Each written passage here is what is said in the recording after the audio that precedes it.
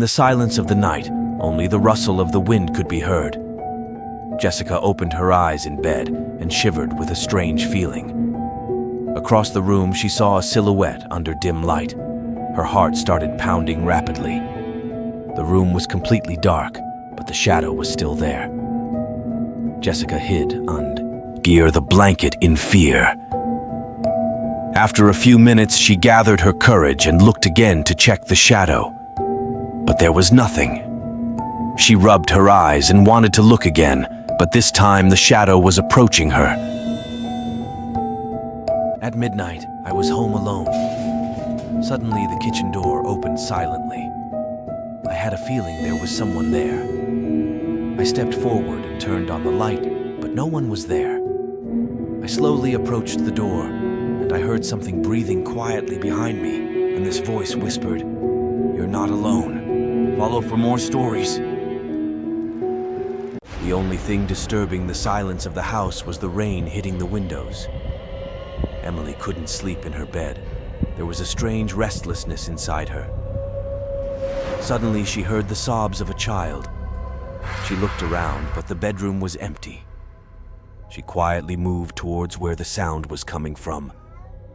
When she stopped in the hallway, she realized that the sobs of the child were coming from her own bed. Trembling, she returned to the bed and felt a hand touch her from underneath. When she pulled back the curtain, she saw the reflection of a child's face. But it was her long-lost sister who disappeared years ago. The child had already passed away. He lost his life due to leukemia the other day. "How did you know he was dead?" the patient asked. "Didn't you see the blue bracelet on his left wrist?" "They marked the deceased with a blue bracelet to be taken to the morgue," the doctor said. "Like mine, you mean?" the patient said. "Showing his true?" the boy asked. The doctor carefully glanced at the child and replied, "No, we're going up." He pressed the button, and the elevator doors closed. The patient beside him turned to the doctor and asked, "Why didn't you let the child get on the elevator with us?" "We were going down anyway," the doctor responded. The doctor, who came out of the operating room, entered the elevator with a patient to go down to his office on the fourth floor. The elevator reached the second floor and stopped. The doors opened. There was a little boy. The following day, Margie was awake and hugged me, saying how happy she was. However, the next day after that, there were cars outside the house. It turned out Margie had passed away in her sleep 3 or 4 days ago. Somehow, I had spoken to her and she had hugged me while she was already dead. When I was younger, I used to deliver newspapers to a woman named Margie.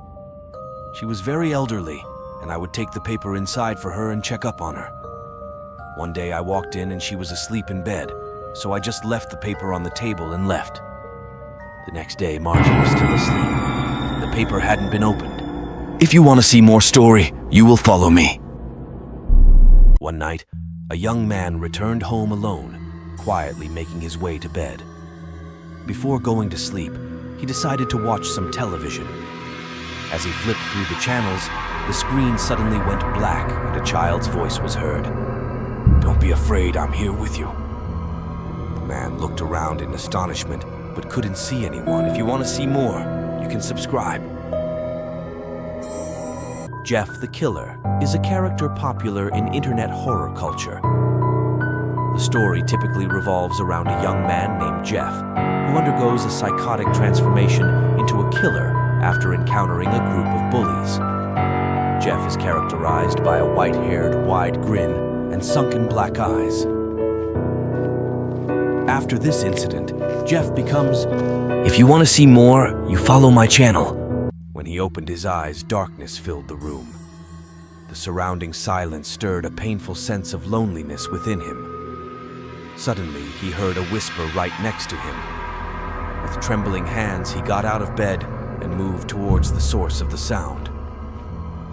As he searched among the shadows with his eyes, a hand suddenly reached out. A group of campers, lost in the forest, decided to take refuge in an old abandoned cabin for the night.